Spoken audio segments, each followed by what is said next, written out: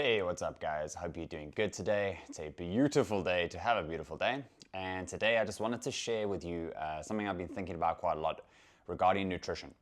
So, overall, nutrition is a wide topic, right? There's a lot to talk about, there's a lot of things you can do with nutrition. I also feel like with nutrition, you can go really broad and you can go really deep.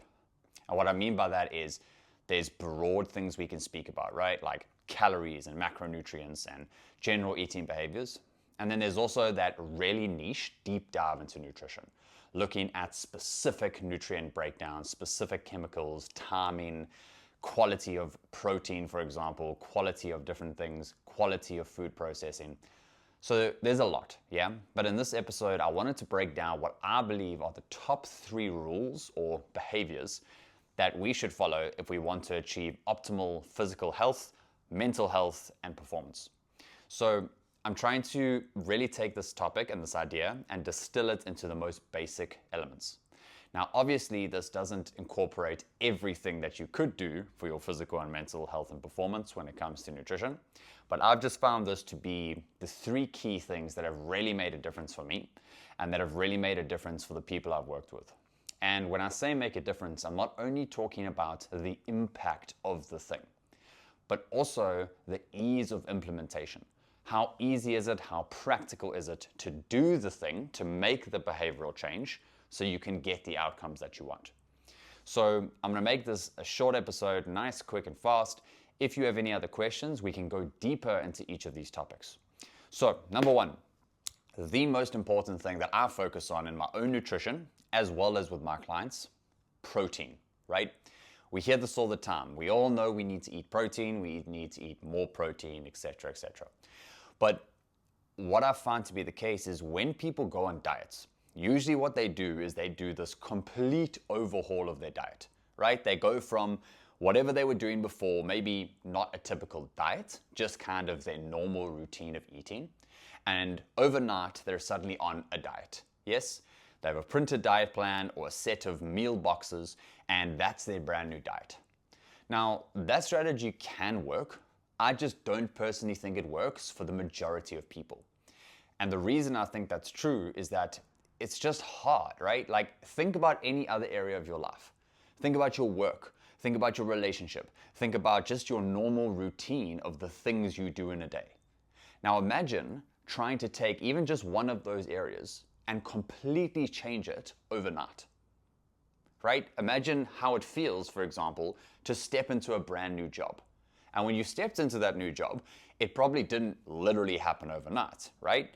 You probably either quit your old job or your old position, you found a new company, you had an interview, you did training, and then you stepped into the new job. And even then, it was quite most likely an overwhelming experience.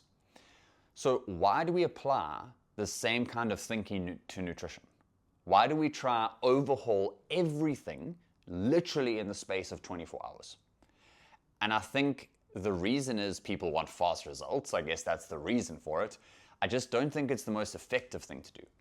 Because just like changing any other area and making these big sweeping changes, if it's too big of a change, it's hard to stick with. So what I prefer to do is to focus on what are the most important elements of the thing or the system or the routine that we can focus on changing that will give us the biggest leverage in terms of the outcome that we get. Put in simple terms, what is the smallest change we can make for the biggest outcome? And to me, when it comes to our physical health, our performance, and our mental clarity and focus, protein is a beautiful place to start. So we all know the basics, right? Why do we need protein? Enough protein is going to help us build and maintain our lean tissue, aka hold on to the muscle we have, repair our muscles from physical activity, and then help those muscles get bigger and stronger. Protein is the building block of the muscle tissue. Protein, though, is also overlooked when it comes to our brain. Now remember, our brain still uses amino acids, which are the building blocks of protein. There are also certain hormones and other structures that are built from protein itself. Let's think of something even like tyrosine. So tyrosine is a precursor to something like dopamine, which is of course the hormone that makes us feel motivated and gives us that sense of reward. So if we want to have enough dopamine, which is, and this is a whole nother rabbit hole we can go down, but if we want more dopamine, right, which makes us motivated, focused, driven, well, then we need the right resources from which to build dopamine, right? You want the house, you got to have the bricks to build it. So this is just one example of how protein is not just important as a resource for muscles, but also for certain hormones and for parts of the brain too. So protein is not just about getting jacked and having big muscles. It's essential for many other functions. And when you increase that overall protein, you're able to think more clearly, you're able to perform better, and overall your body just functions more effectively. So increasing protein is that first lever, that first small change that I look to when I'm either reviewing my own diet or if I'm reviewing the diet of one of my clients. So even let's take an example, right? You're coming back from vacation, we all do it. Yeah, we go on vacation, we eat a boatload, we put on weight, we feel tired and sluggish and demotivated, blah, blah, blah. And then as we come back, we fall into that kind of all or nothing trap, right? Now I'm going to go on to this brand new diet to counteract the past 2 to 3 weeks of vacation. Instead, if we could just focus on how do we get our protein back up to the level it needs to be. That's something small, something manageable, and it's just a component of the diet, right? It's not the entire thing. So you could still eat whatever you would routinely eat, or just kind of eat what is available and what's in your environment. But if you prioritize protein and you make that your sole focus, you are now going to be giving all of your energy and your resources, with regards to nutrition anyways, to that one task.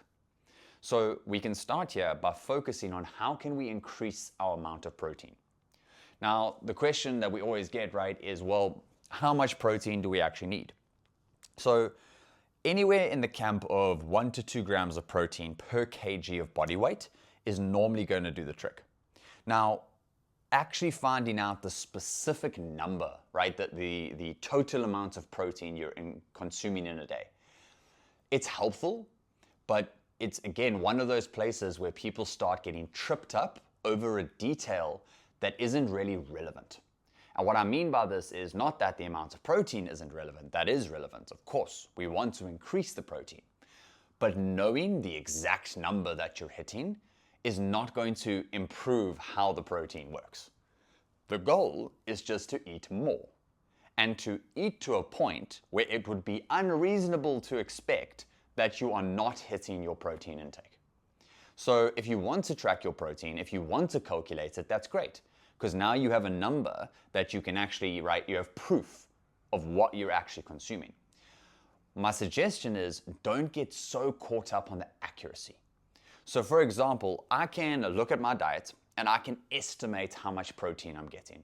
If I had 6 eggs for breakfast and I had maybe 1.5 chicken breasts for lunch, I had a protein shake, and then I had fish for dinner, I can estimate roughly where my protein is. And if I estimate that it's around about, let's say, 100 grams, that's great. That estimation, right, is easy. It doesn't take much time and effort. And let's compare that to the other side, right? If I had to specifically track and weigh each bit of protein to get the exact number that I'm consuming, will it be more accurate? Yes, I'll have a better understanding of what I'm taking in. But is that little bit of more accuracy worth the mission, the effort, the energy to go through the process of actually tracking your protein? I don't think so. So what I'd encourage you to do is be mindful of your protein. Look at the sources of protein you're consuming and do some research, chat GPT it, figure out roughly how much protein you are consuming. From that point, you do almost the same process when you're trying to increase it. Instead of saying, I'm going to eat 60 grams more protein, which is going to take a ton of effort to plan the meals, to weigh the chicken breasts or the tuna or whatever you eat, and then actually hit the 60-gram mark. Instead, you can just say, I'm going to increase my protein by 2 servings per day. When I dish up my chicken for lunch, I'm going to have an extra serving compared to what I normally have. I'm going to have an extra protein shake during the day. Knowing the exact number of the amount of protein you're consuming is less important than actually just eating more protein, right? So I'm hoping that that's making sense in terms of, yes, we want to know where our protein is and we want to eat more. That's the most important thing. Know where you are and know your strategy for increasing the protein. Knowing the exact grams that you are consuming and the exact grams that you want to increase by is not actually that helpful, because that accuracy isn't going to do anything in terms of what you're actually putting in your body. So I guess the overall goal here, the overall outcome of this is know where you're at roughly and increase that roughly. Because at the end of the day, the numbers don't matter. What matters is the behavior. What are you actually doing? Are you consuming more, or are you consuming the same, or are you consuming less? So the first step, the first lever we need to pull is protein. Find out roughly where you are and make an action plan to increase that. And when you make that action plan, don't set it in terms of a number, right? Unless you have the time, the energy, and the motivation to actually track your protein gram for gram, which I sure as fuck don't have anymore. Instead, focus on how can I increase? What specifically am I going to eat, right? Make it practical. I'm going to eat an extra serving of protein when I have my lunch. I'm going to have an extra serving of protein shake throughout the day. Make it practical, make it simple. As long as you're doing more, you're now going in the right direction. So protein, number one, best lever to pull to start off with. Because on top of getting that protein into your system and using that protein to fuel your body and your brain, you're also, and this is the beautiful benefits of protein, you're going to feel fuller. You're not going to want to eat as much because no one ever said, I'm so full, I overate on chicken breasts. No one's ever overeaten on chicken breasts. Cookies, Nutella, sure. But chicken breast, steak, cottage cheese, protein shake, it's very hard to overeat on those things. So if you have weight loss goals in mind, protein is again the first lever to pull. So protein is number one, right? Getting that amount of protein in, increasing it so that you are fueling your body and your brain with what it needs to thrive. The second thing we can focus on is fiber. Now, fiber is not actually an essential nutrient. So what is an essential nutrient? Let's just break it down quick. If we look at the main categories of food, right? We have protein, we have fats, and we have carbohydrates. Now, protein and fats are essential nutrients. Put it simply like this.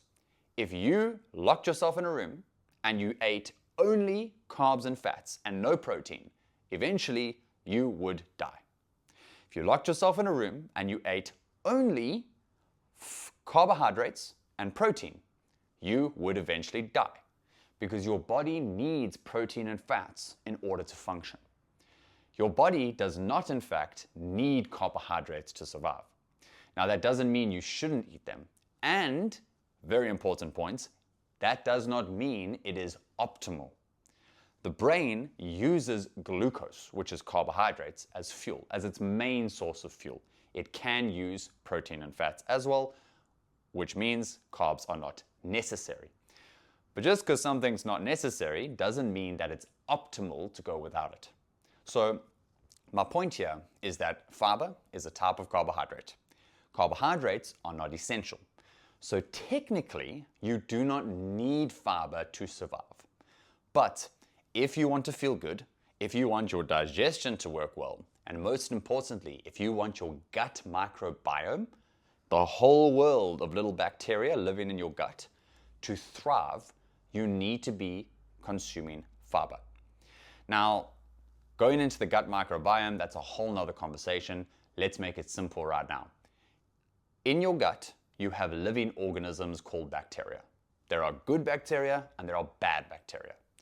The good bacteria, when they are fed well with fiber, which is what they consume, right? We can't, as human beings, absorb fiber. We can put it into our body, but we do not actually absorb it. What does absorb it are the bacteria. They feed on the fiber and they use that fiber to thrive. When we feed the good bacteria, things in the body go correctly. There are so many rabbit holes we can go down here, talking about the link between the bacteria and our gut and our physical and our mental performance. But trust me on this when I say, if you feed the good bacteria, your body, your brain, your mood, your focus, they will improve. If the good bacteria are overtaken by the bad bacteria, we start to experience problems. So inducing fiber, right, increasing fiber in our diet is number one, going to feed that good bacteria, which is just overall excellent for our physical and our mental health and our ability to perform, both physically and mentally. And on top of that, it's going to keep our bowels healthy, right? It means you're going to the bathroom regularly, you're flushing out toxins, you're keeping your digestive tract clean. So fiber is really that second one, because when you increase fiber, similar to increasing protein, you are feeding the body and the brain what they need to thrive. Now remember the difference. Protein, essential. Without that, you're gonna die eventually. Not after a couple of days, don't freak out, but eventually you would die. Fiber, not necessary, you won't die, but you're not gonna be performing at your highest potential. Now, the cool thing about fiber, and it's the same thing as we had about protein, is that it also keeps you feeling full. Right? Have you ever overeaten chocolate? Yes. Right? Have you ever overeaten candy? Of course. Have you ever overeaten an apple or bananas? Right? Or nuts or seeds? No. Because the fiber in them, just like protein, is satiating. It keeps you feeling full, which means when you consume these things, you are better in control of your appetite, and therefore you won't overeat. So even though we're framing these three main nutrition strategies, right? We have protein and fiber so far. Even though we're framing them as the ultimate or the optimal things you could do for physical and mental health and performance, if you're looking specifically at weight loss, we would also start with these two things. Not only because they make you feel better, but because they keep you feeling full. And when you're fuller, you are less likely to overeat. Now, you could just be a fat fuck and you overeat anyways, but we're doing the best we can. So that is number two rather, fiber. So we got protein and we got fiber. Number three, omega-3 fatty acids. Now, just like protein, fats are essential. But what we're talking about here is specifically omega-3 fats. Now, overall, you're probably not going to have a challenge getting enough fat in overall, right? But what we want specifically here is not just overall fat, we specifically want omega-3 fatty acids, which are a type of fat.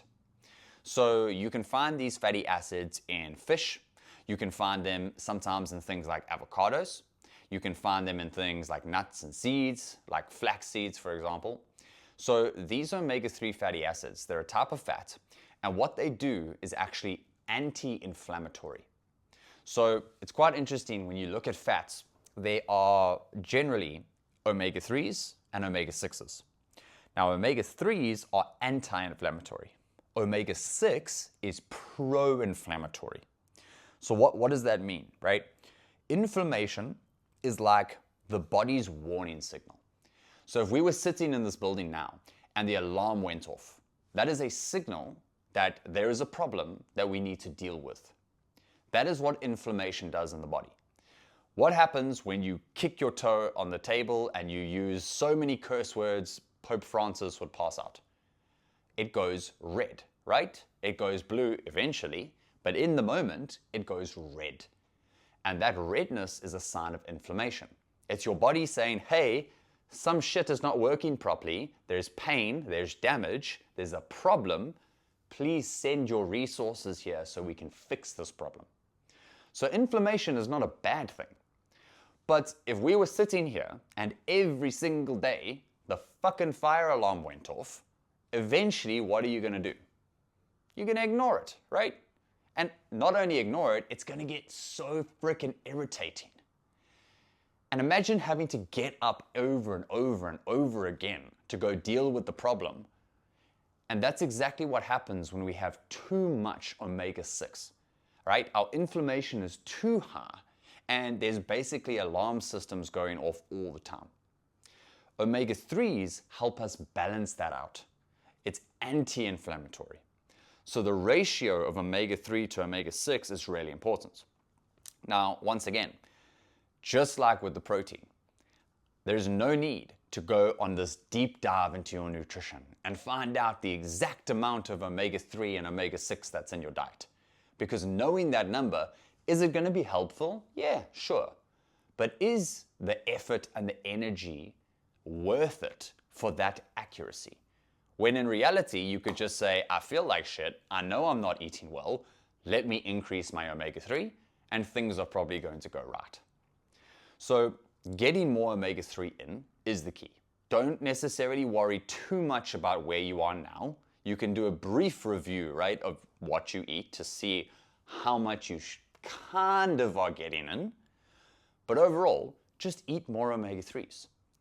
And you don't need to do this in addition. You can do this in replacement. So you can replace the fats you're eating and choose better fats instead. Now, my favorite way to do this is just to consume omega-3 supplements. Now, I know you might be saying, well, isn't it better to get it from whole food? And isn't it better to get it straight from the source without the supplements and the supplement capsules? Yes, it is. But for me, what is the realistic probability that I am going to eat more fatty fish, which is probably the highest source of omega-3? Ugh, no chance, right?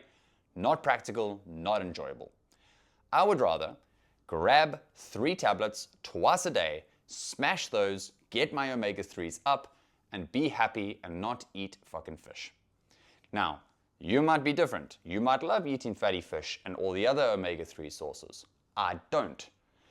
The point is that you've got to cater to what's logical and reasonable in someone's diet and in their lifestyle. Now, if it was life or death, and I had to eat fatty fish, and if I didn't, it was going to cause this massively bad consequence, then I would do it. But the realistic difference between getting my omega-3s from a tablet or from fatty fish is not that big, right? And it's not life or death. So I would prefer to choose a method that I know I can do consistently and that I know fits into my lifestyle, instead of choosing a method that is unrealistic and that I'm probably going to quit after the first week, if that. So omega-3s, however you choose to get them in, are going to be essential. Not only for the anti-inflammatory benefits, but also because omega-3 is really good for the brain and for your hormones. So similar to protein, omega-3s are a critical part, right? They are the building block of a lot of the cells of the brain. And what they actually do, part of what they do, is they are responsible for building the membrane that surrounds brain cells. Which means if that membrane is healthy and strong, it can send signals in and out with ease. If that membrane gets kind of solid, right, which is what happens when we don't eat the right fats, it's almost like the brain has a harder time sending and receiving signals. Now, I'm not going to go into the science of it. In all fairness, I'm not that interested in it. The point is this: when we eat omega-3s, our brain works better. We can focus better, our mood improves, our cognition improves, right? So omega-3s for the brain, absolutely essential. Similar to protein, again, omega-3s are also very highly involved in building certain hormones. Now, without going into depth on hormones, they are a huge part of the signaling process in the body, right? So hormones like growth hormone, testosterone, estrogen, all of these different hormones have to be created, and they need raw materials from our diet in order to build them. Omega-3s just so happen to be a very critical part of many of these types of hormones, which is why when we ingest them, our body can regulate itself more effectively. So overall, if we look at these 3 nutrition strategies, right, we have consuming more protein, eating more fiber, eating more omega-3s. We keep it simple. We have a rough idea of where we are in those three categories, right? How much protein, how much fiber, how much omega-3s we're consuming. And then instead of trying to go on a very specific, very planned diet, we just make the commitment to consume more of those things. And we do it in a practical way. Not, I'm going to eat 100 grams more protein. No. What specifically are you going to eat? What protein source will you increase? At what time? In what way? I will have an additional serving of protein at dinner. If you eat the same thing every day for lunch, your chicken and rice or whatever the hell you eat, you commit to having a larger portion of that protein. Same goes for fiber, right? I commit to eating 2 more fruits per day. I commit to eating 3 more cups of vegetables per day to increase that fiber. And of course, same thing with omega-3s. Either commit to consuming more of the food sources that contain that omega-3, or go to the supplement store, go onto iHerb, order a bottle of omega-3s, take them, and don't eat fish, unless you like fish. So these are the 3 main strategies. So I like to use these when I'm rebooting my own diet or when I'm looking at a client's diet. And if we can just get those 3 things right, I can guarantee you so many of the challenges with nutrition will be solved. Not all of them, not all your health concerns, but to me, I think of it like, what is the 20% of things we can do that will give us 80% of the results, right? What is the smallest, most directed things we can do, practical things, behavioral changes that will create the largest outcome on the other end of the funnel? And to me, when it comes to nutrition for your physical and mental health and performance, more protein, more fiber, more omega-3s. If we hit these 3 things, we are guaranteed to have an improvement in the majority of things that we're trying to improve on. So I hope this was helpful. This was just a short little rant on the 3 most important levers I like to pull in my own diet and when I'm working with clients. I hope this was helpful for you too. Cheers.